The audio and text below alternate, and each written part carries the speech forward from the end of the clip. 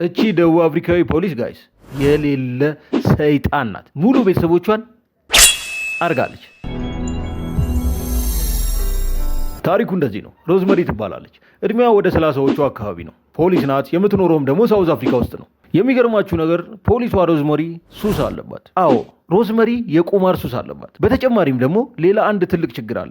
ሀገሪቷ ላይ ከሚገኙ ትልቅ ጋንግስተሮች ብር ተበድራለች፣ በቁማር የተነሳ ማለት ነው። ስለዚህ ብሩን ለነሱ መመለስ አለባት። በዛ ላይ የቁማር ሱስ አለባት።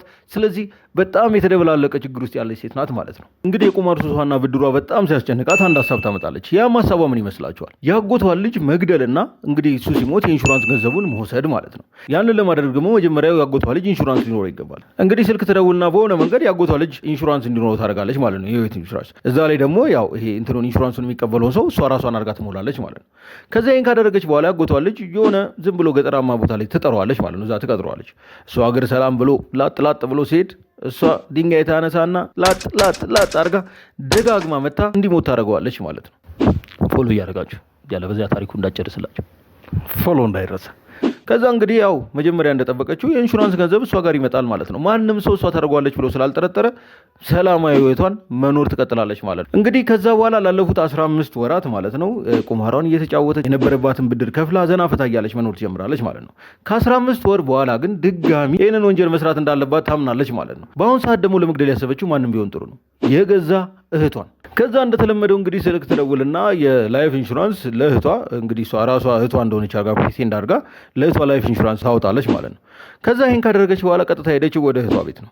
እህቷ ቤት ትሄድና እንግዲህ ያው ሀገር ሰላም ነው ብላ እህቷ ትቀበላታለች። ከዛ በኋላ እህቷን ለምን ሻይ ቡና አንልም ምናምን ትላትና ምን አንቺ ሄደች ዳቦ አትገዢም እኔ እዚህ ያለውን ነገር ሴኬር አደርጋለሁ ትላትና እህትየው ተነስታ እንግዲህ ወታ ዳቦ ልትገዛ ትሄዳለች ማለት ነው። እሷ ቤት ውስጥ ስትቆይ ሻዩን ትመርዘዋለች ማለት ነው።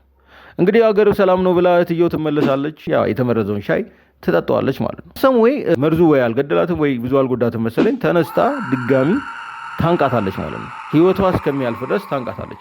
ስለዚህ በዛ መንገድ እህቷንም ትገላታለች ማለት ነው። እንደተለመደው የኢንሹራንስ ገንዘብ እሷ ጋር ይገባል። በዛ ብር እንግዲህ ዘና ፈታ ምናምን ስትል ለ2 ዓመታት ትቆያለች ማለት ነው። ሌላ ወንጀል ምንም ሳትሰራ ማንም ሰው ሳይነቃባት ለ2 ዓመት ትቆያለች ማለት ነው። ከ2 ዓመት በኋላ ግን ድጋሚ ይህንን ወንጀል ለመስራት ታስባለች ማለት ነው። አሁን ደግሞ ያሰበችው ማንን ይመስላችኋል?